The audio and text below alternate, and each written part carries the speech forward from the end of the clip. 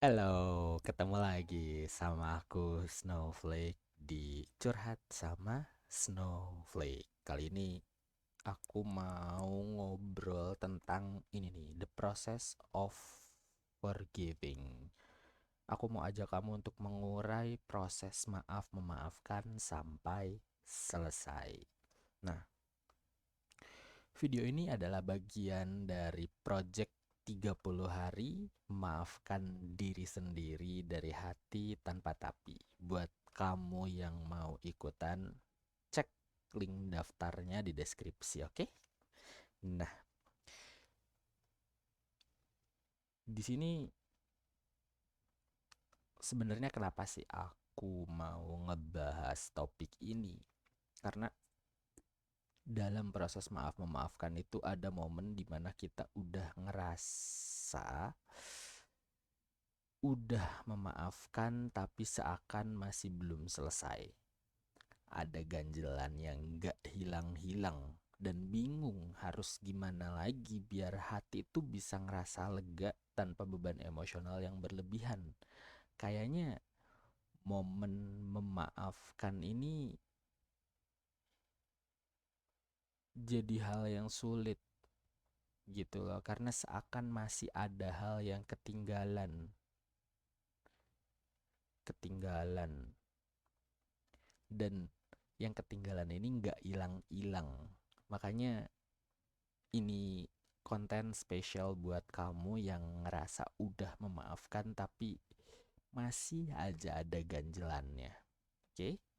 Nah, ada 4 bahasan yang mau aku obrolin sekarang.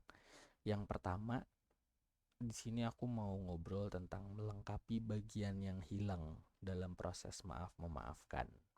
Oke, karena ada missing link atau missing piece yang perlu aku kasih tahu ke kamu dulu sebelum maaf memaafkan itu dimulai gitu kan. Nah, yang kedua, mengurai peran dalam proses maaf memaafkan. Jadi dalam proses maaf memaafkan itu, teman-teman, ada apa namanya itu teh,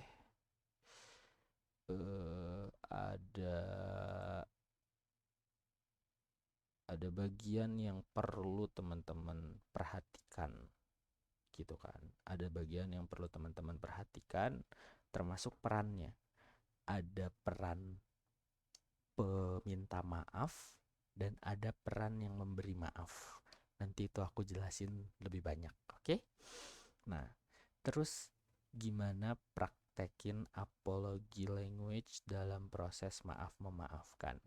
Di sini aku dapat buku bagus banget tentang Five Language of Apology gitu kan. Dan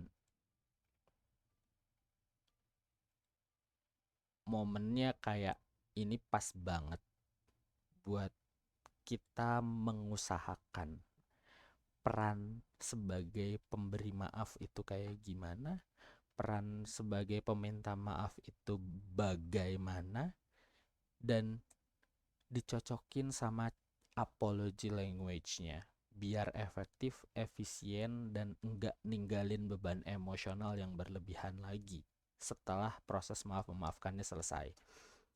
Terus selanjutnya di sini aku ada tips singkat gimana buat praktekin proses of forgiving di kehidupan sehari-hari.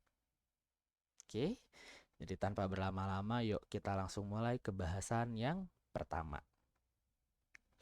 Salah arah ya.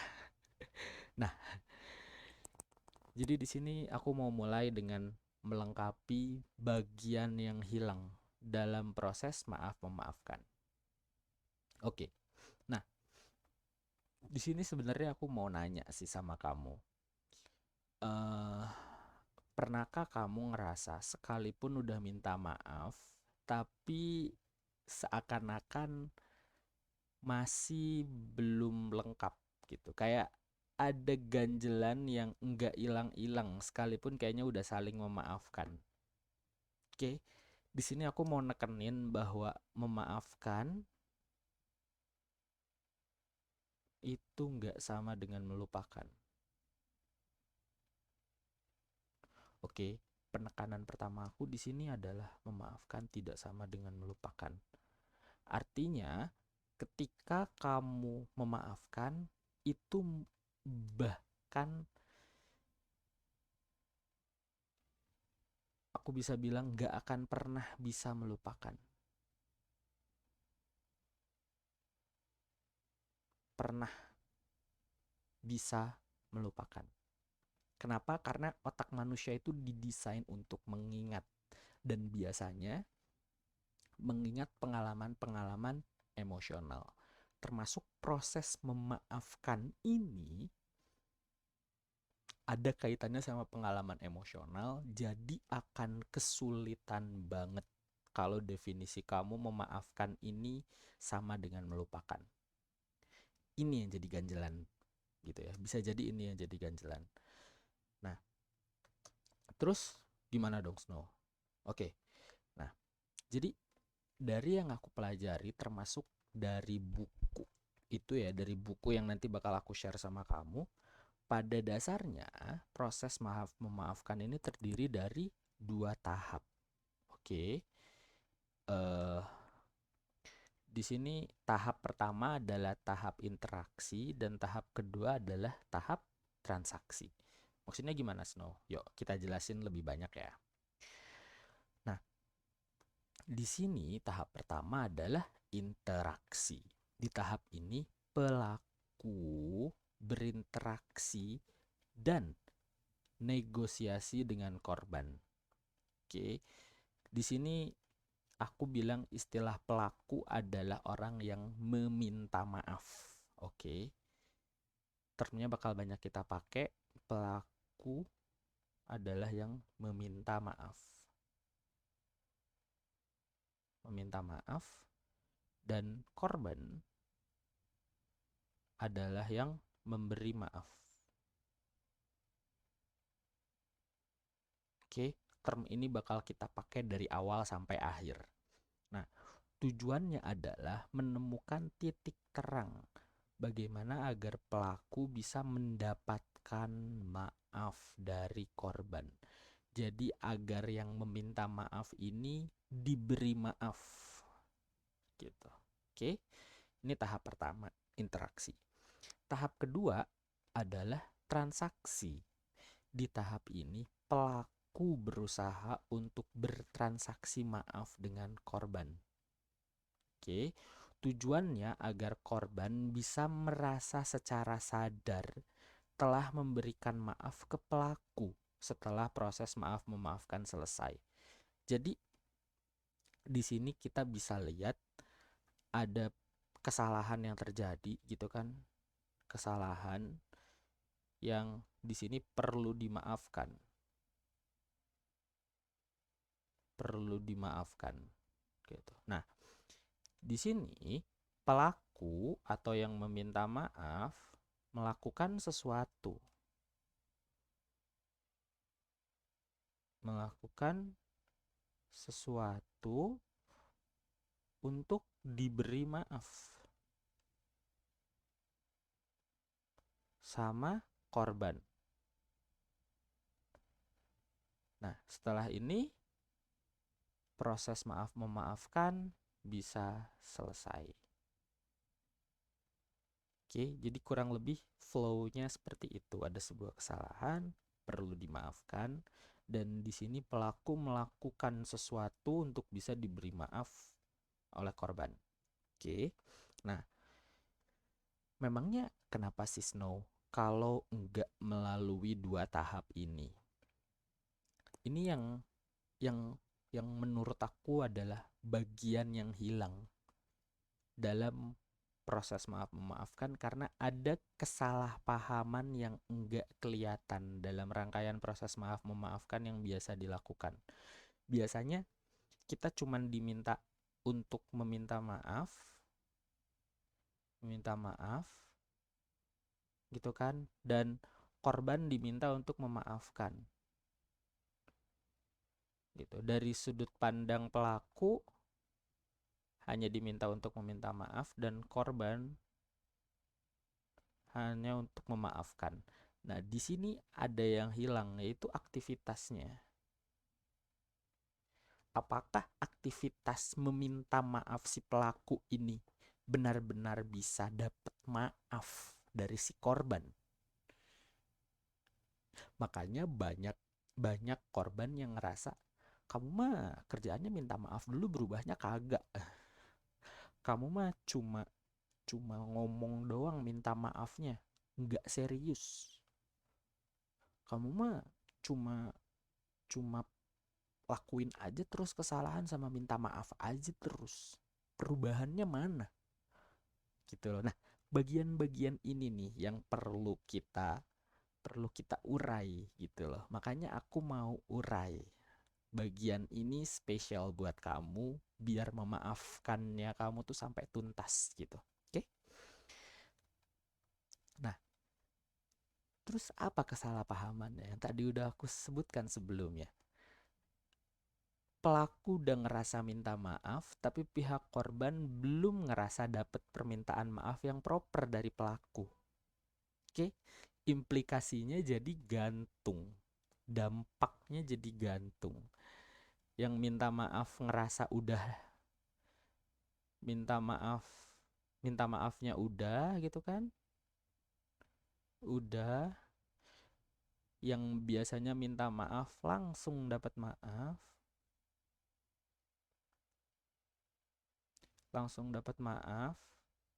tapi ternyata dari sudut pandang korban ini tuh bukan bukan hal yang bikin mereka ngerasa kesalahannya tuh udah termaafkan gitu. Langsung dapat maaf ini hanya karena social demand, di mana lingkungan sosial memaksa mereka seakan untuk langsung aja kasih maafnya. Tuhan aja maha memaafkan. Masa kamu sebagai manusia tidak seperti itu? Menurut aku itu kurang tepat. Karena Tuhan memaafkan dosa manusia ke Tuhan. Tapi urusan manusia sama manusia Tuhan angkat tangan. Makanya di sini aku menekankan dari sudut pandang korban, gimana caranya memberitahukan cara yang elegan agar orang yang minta maaf ini seakan tahu diri lah. Orang yang meminta maaf ini mau mengusahakan gimana caranya biar mereka bisa dapat maaf dari si korban ini. Oke? Nah, jadi kesimpulannya gitu ya.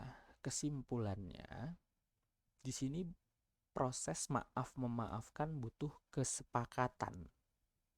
Buat aku adalah transaksinya gitu loh, dari korban yang secara sadar telah memberikan maaf ke pelaku dengan syarat dan ketentuan yang berlaku. Menurut aku bagian inilah yang hilang. Bagian ini yang hilang dalam proses maaf memaafkan. Makanya seakan gak selesai-selesai. Jadi si pelaku sama korban ini tidak bertransaksi. Tidak secara sadar mengungkapkan bahwa aku minta maaf dan si yang memberi maaf ini oke, aku terima maaf kamu dan aku ngasih maaf aku ke kamu. Proses ini yang hilang teman-teman. Kebayang gak sampai sini? Apakah ini juga yang kamu rasakan dalam proses maaf memaafkannya? Dan yang jadi ganjelan selama ini? Oke, kalau iya coba tulis pendapat kamu di komen ya, biar kita ngobrol lebih banyak di sana. Nah, oke, kita lanjut ke bahasan selanjutnya, yaitu mengurai peran dalam proses maaf memaafkan. Nah, di sini bentar.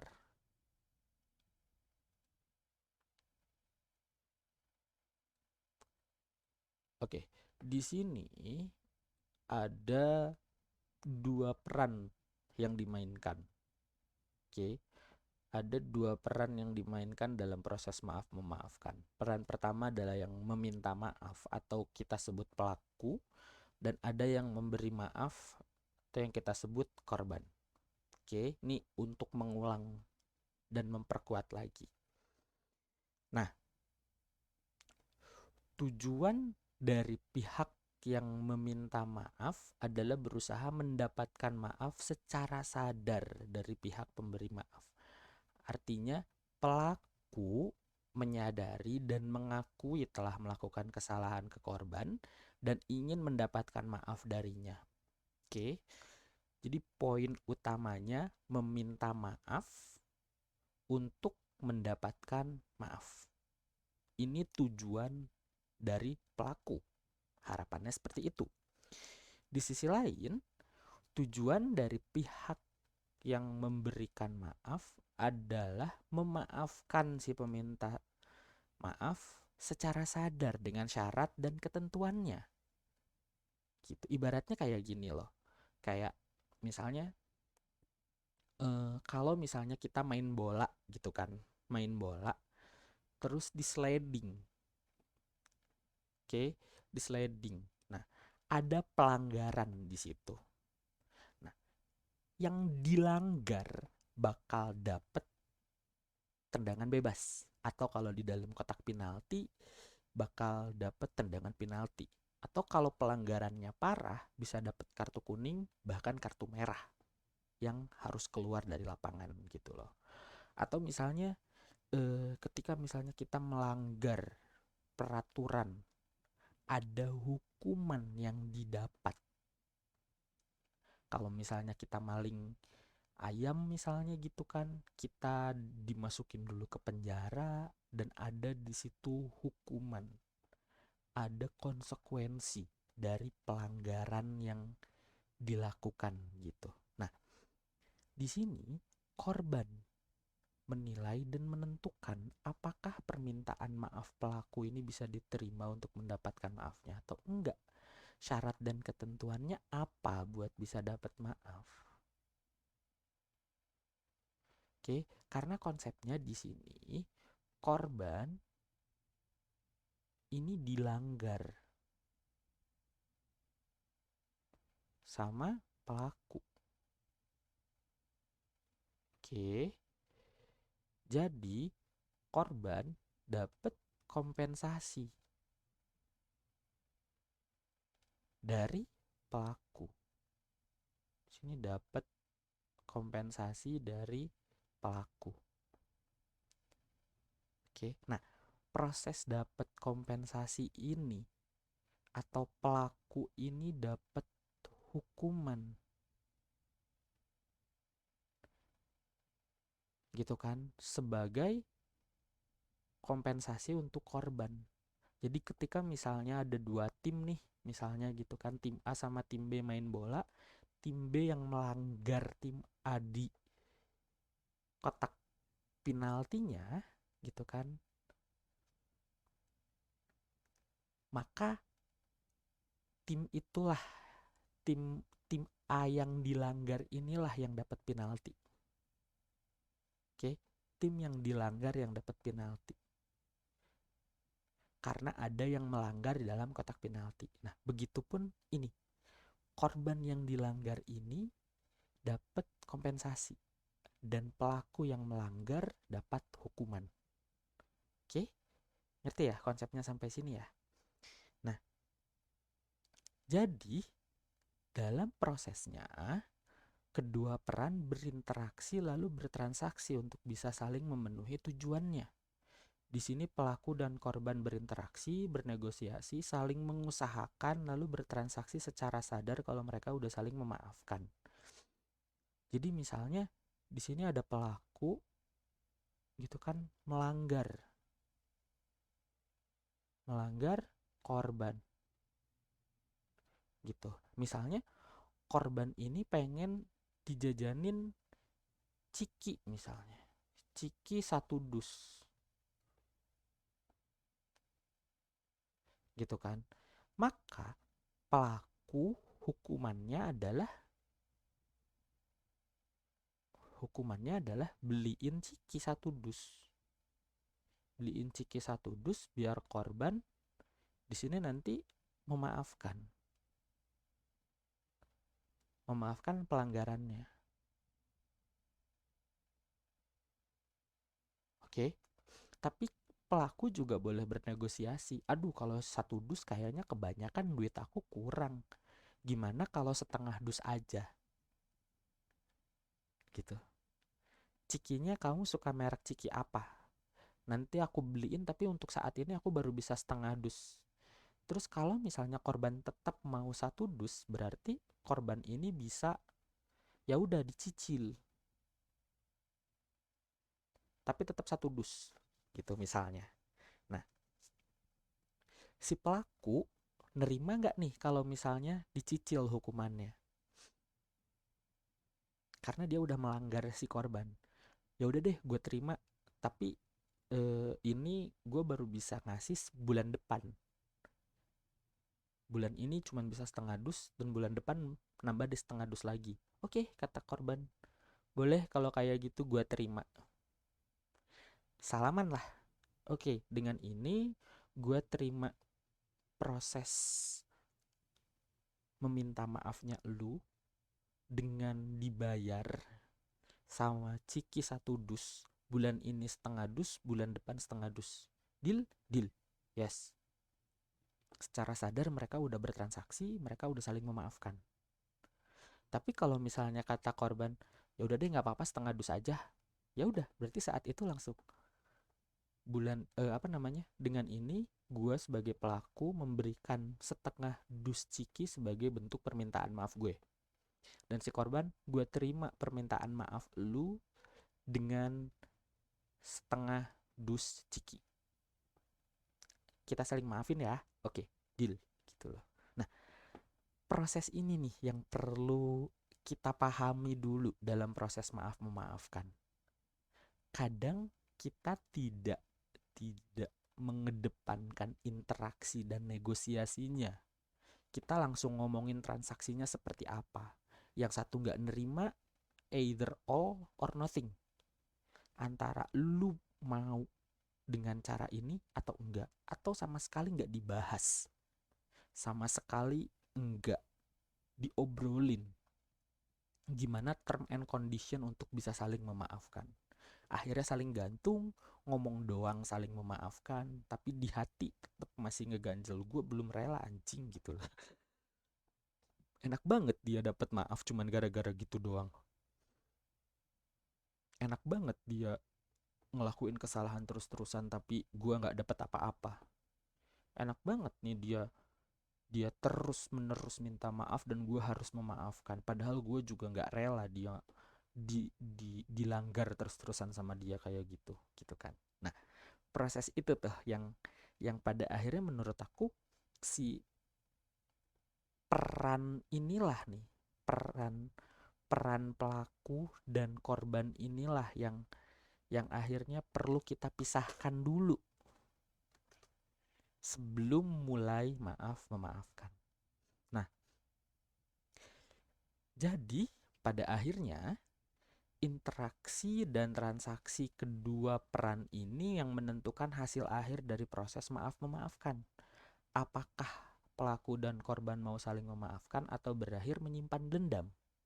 Karena masing-masing punya kebebasannya sendiri-sendiri untuk menentukan apakah gue mau minta maaf atau enggak, apakah gue mau memberi maaf atau enggak, apakah gue mau minta maaf dengan cara apa, apakah yang memberi maaf ini mau menerima maaf dengan cara apa. Nah, bagian itu tuh yang perlu kita urai dulu. Oke, nah terus gimana Snow cara ngurainya? Ini jawabannya. Mengenal apology language untuk mempermudah proses maaf memaafkan. Apology language ini ada di buku, teman-teman. Jadi aku punya e-booknya.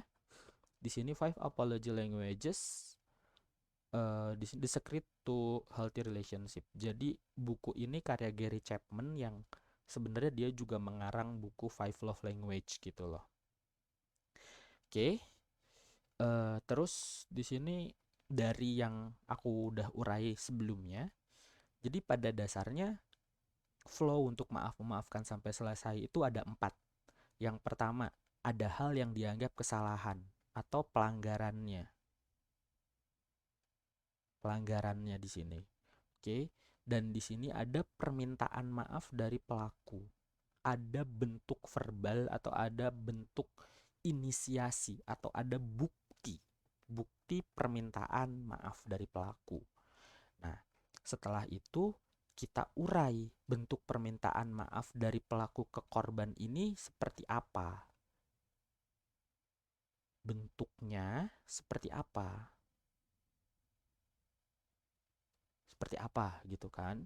Nah, setelah tahu bentuknya seperti apa, baru nanti diproses pemberian maaf dari korban ke pelaku sampai ada pemberian maaf total secara sadar dari korban ke pelaku.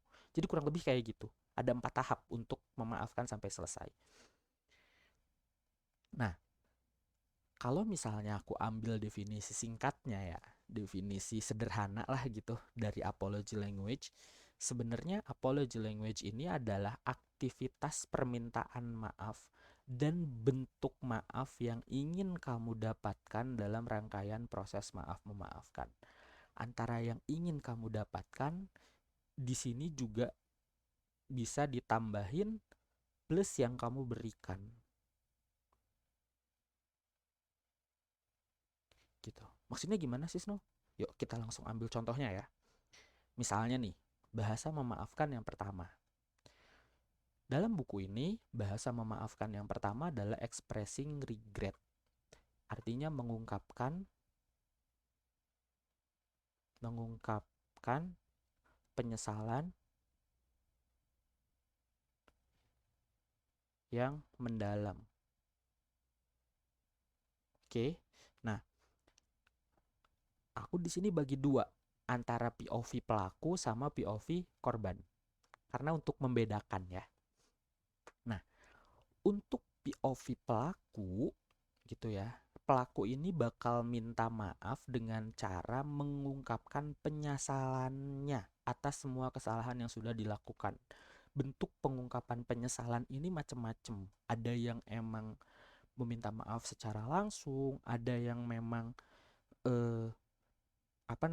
ingin melakukan penebusan dosa misalnya atau apapun. Tapi yang jelas poin penting dari dari penyesalan ini adalah dia merasa menyesal karena bentar dulu guys, ini kayaknya oke, dan ini kita tambah dikit. Nah, oke, tadi settingnya ada yang berubah dikit di kamera, ya nggak apa-apa lah. Nah, dia bakal meminta maaf. Nih aku ulang ya. POV pelaku dari expressing regret ini, dia bakal mengungkapkan penyesalan atas semua kesalahan yang sudah dilakukan. Bentuk penyesalannya macem-macem. Tapi poinnya kayak bahasanya dia adalah aku nyesel. Nyesel udah lakuin, udah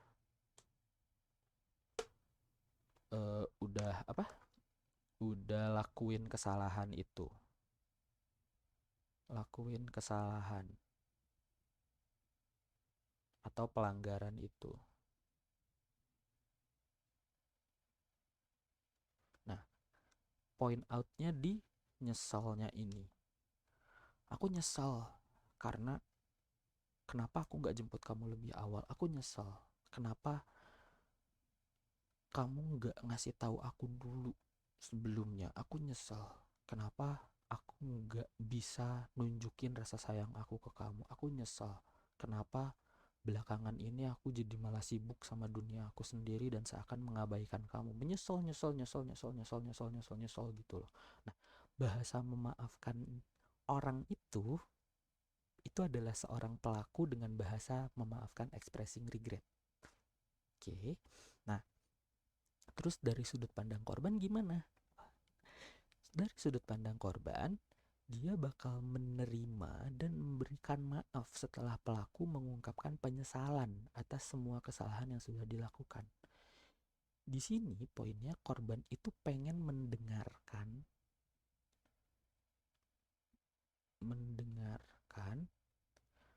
apa penyesalan,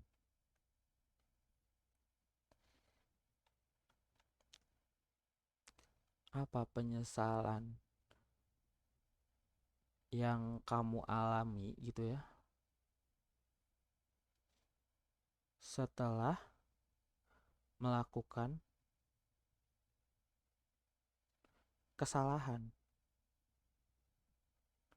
atau pelanggaran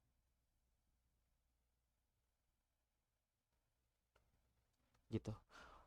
Si korban ini dengan bahasa memaafkan, expressing regret, pengen banget loh ngedenger kayak, iya, aku tuh pengen denger apa sih yang kamu sesali setelah melakukan pelanggaran itu.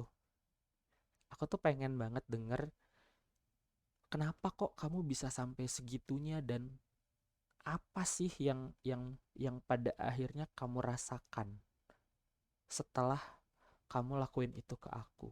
Dia pengen denger kayak personal experience-nya si pelaku itu, yang nunjukin bahwa betapa menyesalnya udah ngelanggar dan ngelakuin kesalahan ke korban, kurang lebih gitu. Oke, kalau yang nih aku ulang ya, kalau yang pelaku lebih banyak ngungkapin penyesalannya, oke, di sini ngungkapin bahasanya, ngungkapin. Kalau misalnya korban lebih ingin mendengarkan penyesalan apa sih yang udah kamu alami setelah kamu melanggar ke aku, teh penyesalannya apa aja gitu, kasih tahu aku gitu. Nah, dari situ baru dia bisa ngerti, oh itu ya, oke deh kalau gitu aku terima dan aku kasih maafnya. Yang ini ketika udah ngungkapin semuanya itu kayak, ini aku udah bener-bener ngerasa bersalah dan aku mau minta maaf sama kamu gitu loh. Itu untuk bahasa yang expressing regret. Selanjutnya ada bahasa memaafkan, accepting responsibility. Ini menerima tanggung jawab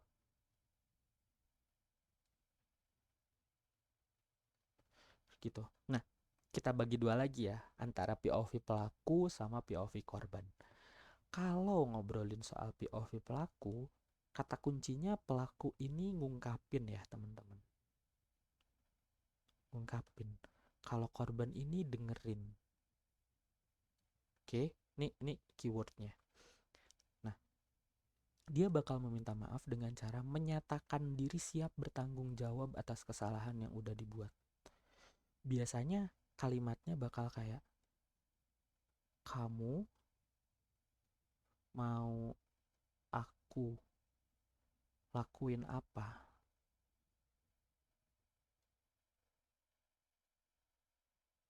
sebagai bentuk pertanggungjawaban aku. Pertanggungjawaban setelah melakukan kesalahan atau pelanggaran. Gitu. Ini pelaku yang accepting responsibility. Kamu mau aku lakuin apa sebagai bentuk pertanggungjawaban setelah aku melakukan kesalahan atau setelah aku melanggar kamu pengen aku lakuin apa? Aku siap kok. Aku nerimain keputusan kamu. Aku ya bahkan kalau kehilangan kamu pun aku rela. Aku cuman pengen aku bertanggung jawab atas kesalahan yang udah aku lakuin ke kamu, meskipun itu artinya kehilangan kamu gitu. Nah, biasanya orang-orang yang atau pelaku dengan bahasa accepting responsibility itu kayak gitu tuh bahasanya. Oke.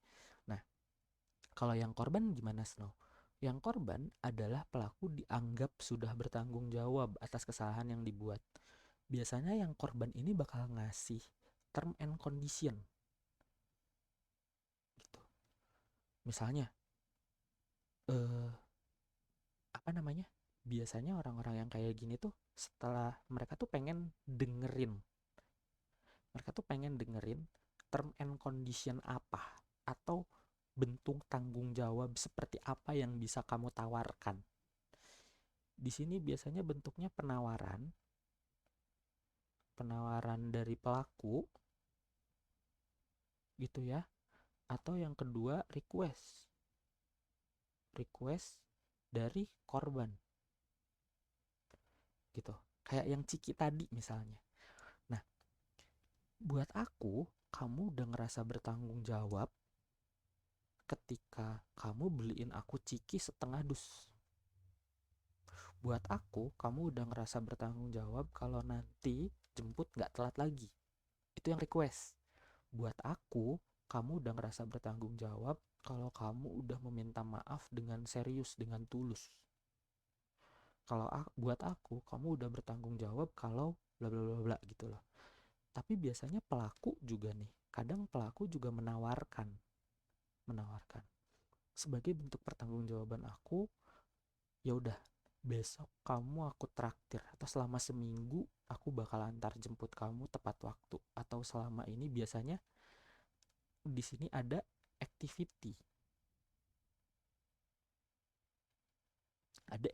yang dilakukan sebagai bentuk pertanggungjawaban, entah itu request dari korban atau entah itu penawaran dari pelaku itu. Tapi ada bentuk aktivitas pertanggungjawaban setelah pelanggaran itu.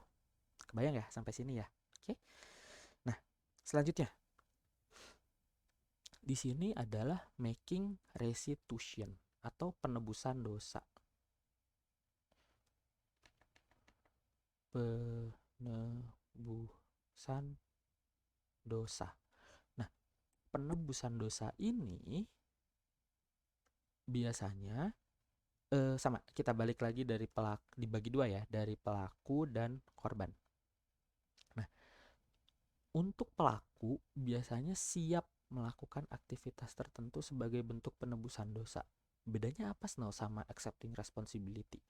Kalau accepting responsibility, mereka melakukan itu sebagai bentuk tanggung jawab atas kesalahan atau atas pelanggaran yang udah dilakukan.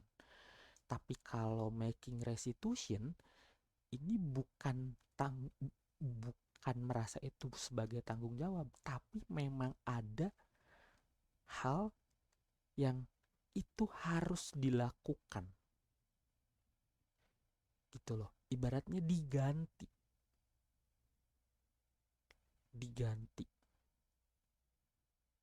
Jadi misalnya oke, aku mau jemput kamu. Jadi biasanya kalau di sini ada reasonnya dulu, kesalahannya, tapi semuanya juga ada sih. Yang jadi highlight di sini, ntar aku jadi perlu nginget-nginget lagi nih, karena bahasannya agak mirip-mirip satu sama lain. Nah, di penebusan dosa ini pelaku lebih mengedepankan aktivitas tertentunya. Oke, sebagai ganti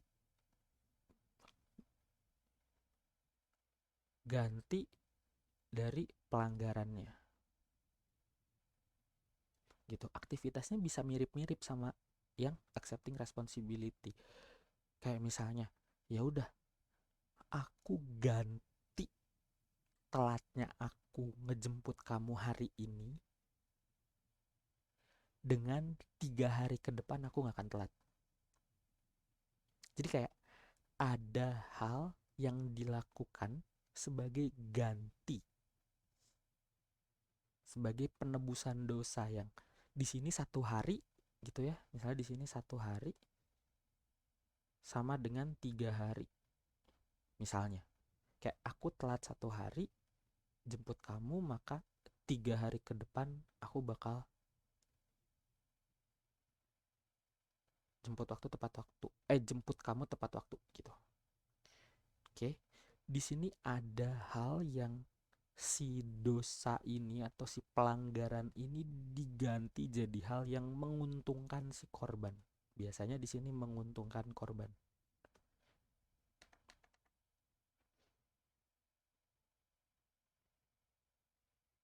Menguntungkan korban. Di sini lebih kayak penebusan dosa.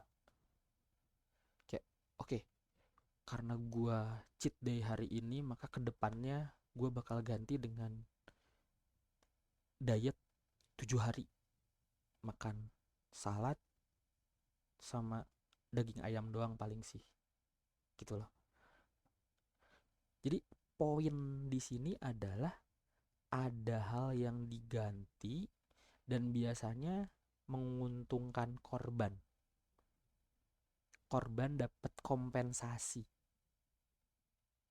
Nah, di sini setelah pelaku, ini poinnya setelah ya, setelah dianggap sudah melakukan aktivitas tertentu sebagai penebusan dosa. Jadi ketika misalnya di sini telat 1 hari sama dengan 3 hari, maka di sini korban baru bisa memaafkan setelah 3 hari gak telat jemput lagi.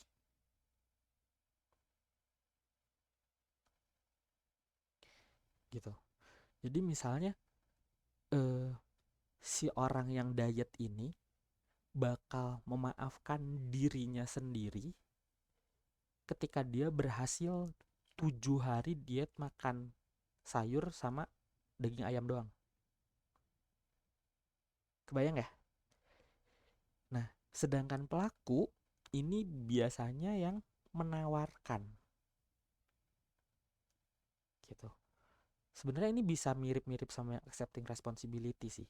Tapi poin aku di sini perbedaannya, kalau yang accepting responsibility itu karena pertanggungjawaban dan harus.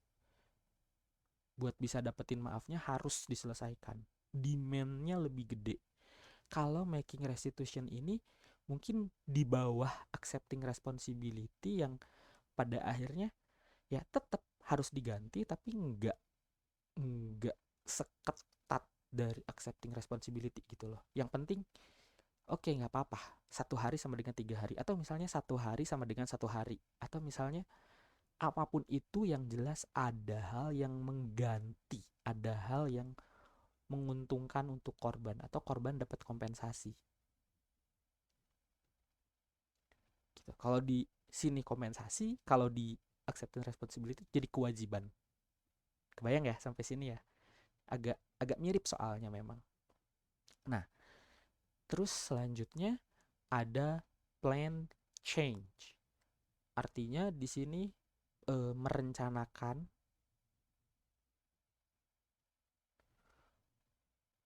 agar tidak terulang gitu.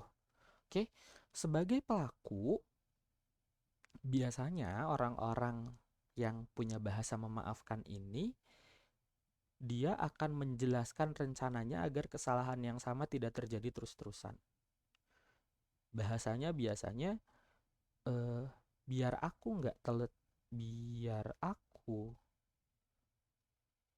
nggak telat jemput lagi gitu kan, aku berangkat lebih awal.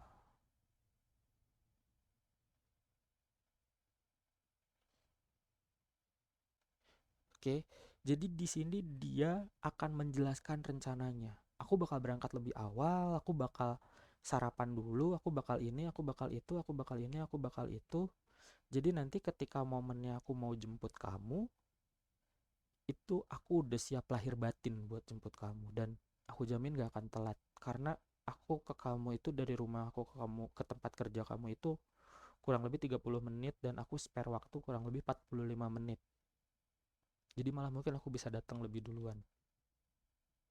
Itu 45 menit plus macet. Jadi kalaupun misalnya aku nyampe pas kamu keluar pas aku datang. Jadi lebih kayak si planner, si paling planningnya teh kerasa gitu loh. Nih gue pengen kayak gini kayak gini kayak gini. Ini pokoknya nanti kayak gini, jadi kedepannya kalau berdasarkan prediksi aku sih aku nggak bakal telat lagi ngejemput kamu gitu loh. Nah, sedangkan dari korban gitu ya, itu dari pelaku tuh. Sedangkan dari korban itu akan menerima dan memberikan maaf setelah pelaku dianggap sudah tidak mengulangi kesalahan yang sama dalam rentang waktu yang cukup panjang setelah kesalahan itu terjadi. Jadi korban bakal percaya kalau let's say, tapi di sini nggak ada statement ya. Di sini nggak ada statement kayak making restitution atau accepting responsibility. Di sini nggak ada statement berapa lama gitu. Kalau yang sana kan sebagai kompensasi telat 1 hari ya udah ganti 3 hari gitu kan. Atau sebagai kompensasi dari udah cheating day 7 hari, clear, ada timeline, ada batasan. Kalau di sini enggak. Di planet change ini yang agak ambigu, tapi memang seperti itu gitu ya. Jadi biasanya korban ini entah berapa lama ingin memastikan kalau pasangannya nggak telat jemput. Nggak telat jemput dalam rentang waktu yang panjang. Misalnya dalam waktu 1 bulan gitu. Nah, dalam waktu 1 bulan dia bakal ngitung. Ini pasangan gue telat berapa lama, pasangan gue telat berapa kali, nggak telatnya berapa kali. Dan bakal marah abis-abisan ketika dalam waktu 1 bulan itu misalnya 7 hari gitu ya. Nah, nanti di bulan kedua ada momen telat lagi, dia bakal bisa marah abis-abisan. Karena kamu udah ngasih tahu ke aku gimana caranya biar telat, tapi kenapa kamu masih telat? Kenapa kamu masih ngelakuin hal yang sama berulang-ulang. Aku udah ngasih tahu aku nggak suka, aku udah gitu loh. Itu dari POV korban. Mereka nggak punya batas waktu yang ditentukan dari awal. Mereka cuman nggak pengen kesalahannya terulang lagi. Makanya di sini ada proses interaksi dan ada transaksi. Nanti di transaksi ini nih gimana ke depannya. Tapi poin penting di sini, untuk orang dengan bahasa memaafkan planet change, ini kita perlu hati-hati karena meskipun kita udah konsisten selama 1, 2, 3 bulan misalnya gitu ya, nggak telat jemput, tapi di bulan keempat atau bulan kelima kita telat lagi, dia bisa ngungkit. Kamu kan 2 bulan lalu udah bilang kalau kamu nggak akan telat jemput aku. Ini sekarang kenapa telat lagi? Gitu loh. Itu yang harus di-clearkan. Oke, bayang ya. Nah, selanjutnya di sini ada requesting forgiveness. Requesting forgiveness ini lebih ke memohon maaf. Memohon maaf. Nah, orang dengan POV pelaku, dia bakal memohon maaf seluas-luasnya pada korban dengan sungguh-sungguh. Maafin aku ya, aku udah telat jemput kamu. Maafin aku udah ngecewain kamu karena udah jemput berkali-kali, karena udah telat berkali-kali. Maafin aku karena uh, aku tahu sebenarnya kamu lapar, tapi karena aku nggak punya uang, jadi aku lebih langsung ngajakin kamu pulang. Maafin aku ya, maafin aku ya, maafin aku ya. Maaf banget. Maafnya banyak banget, lebih ke obral maaf. Kayak kalau bisa satu kesalahan itu satu maaf. Satu kalimat, satu kesalahan, satu maaf. Satu kalimat, satu pelanggaran, satu maaf gitu loh. Di maaf terus. Karena buat dia itulah cara dia meminta maaf secara sungguh-sungguh. hanya dengan cara itulah dia merasa bahwa gue udah berusaha meminta maaf nih sama lu gitu. Nah, dari POV korban, dia bakal menerima dan memaafkan setelah pelaku dianggap memohon maaf secara sungguh-sungguh atas kesalahan yang udah dibuatnya. Di sini dia pengen dengerin maafnya lu. Maafnya lu. Oke? Di sini dia pengen denger kayak, iya maafin aku ya karena aku udah ini, maafin aku ya karena udah ini, maafin aku ya, bila perlu ada listnya, list pelanggaran gitu. Karena buat dia kayak ketika punya 5 pelanggaran, maka lu harus minta maaf satu-satu tuh. Kesalahan pertama, kesalahan kedua, kesalahan ketiga, kesalahan keempat, kesalahan 5 itu harus di absen. Harus secara spesifik. Ketika cuman 4 terus satu lagi enggak, dia bakal nginget-nginget, oh dia nggak minta maaf. Tapi ada juga yang sampai, terus kamu nggak minta maaf karena kamu udah ngelakuin ini ke aku. Terus kamu nggak minta maaf karena kamu udah ngelakuin ini ke aku. Terus kamu udah terus setelah kamu ngelanggar ini kamu apa? Nggak ada ya kamu ngerasa bersalah sama aku. Ini tipikal orang yang requesting forgiveness dari sudut pandang korban. Jadi kalau dari pelaku itu bakal obral maaf, kalau dari kalau dari korban ini kayak bakal butuh sebanyak itu list pelanggaran-pelanggarannya dan sebanyak itu pula permintaan maafnya atau permohonan maafnya. Oke, unik-unik ya.